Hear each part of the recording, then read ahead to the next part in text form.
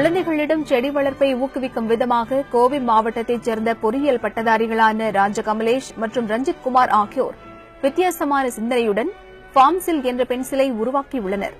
இந்த பென்சிலில் ஒரு முனையில் காய்கறி விதைகள் அடங்கிய காப்சூல் பொருத்தப்பட்டிருக்கும். பென்சிலை குழந்தைகள் பயன்படுத்தி முடித்த பின்னர் மண்ணில் சாய்வாக நட்டு தண்ணீர் ஊற்றினால் போதும் அந்த காப்சூலில் உள்ள விதைகள் ஒரு வாரத்தில் செடி முளைவிடும்.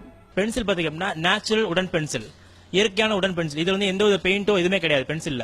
ரெண்டாவது ரகம் பாத்தீங்க அப்படின்னா விதைகள் வந்து ஹைபிரிட் விதைகள் கிடையாது. எல்லாமே பாத்தீங்கன்னா இயற்கையான விதைகள், இயற்கை விதைகள். அதாவது ஒரு செடியிலிருந்து நாங்க பறிக்கிற விதைகள் எல்லாமே வந்து இதுல வந்து எந்த ஒரு கலப்படமோ எந்த ஒரு இதுவும் கிடையவே கிடையாது.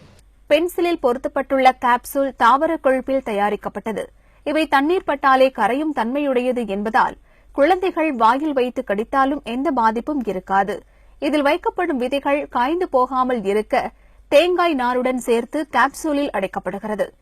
இதில் தக்காளி, கத்தரி, மிளகாய், வெண்டைக்காய், கொத்தவரை உள்ளிட்ட காய்கறி விதைகளும் பாலசம், ஜின்னியா, வர்பனா போன்ற மலர் செடிகளின் விதைகளும் வைக்கப்படுகின்றன.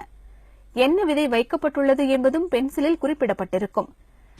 மோரோவர் வந்து பேக் ஆஃப் 8ல வந்து 8 டிஃபரெண்டா இருக்கும். பிகாஸ் அப்படின்னா அவங்களுக்கு வந்து எப்போ எதை வச்சாலுமே அதான வளருது அப்படிங்கிறது இல்லாம ஒரு ஃபர்ஸ்ட் ஒன் வச்சாங்கன்னா வந்து ஒரு வெண்டைக்காய் வரும், செகண்ட் ஒன் வச்சாங்கன்னா ஒரு ஜினியா பூ வரும், அடுத்து வச்சாங்கன்னா ஒரு தக்காளி வரும்.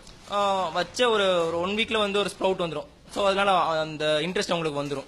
செடி வளர்ப்பில் குழந்தைகளை ஊக்கப்படுத்தும் இளைஞர்களின் இந்த வித்தியாசமான முயற்சியை பலரும் பாராட்டி வருகின்றனர்.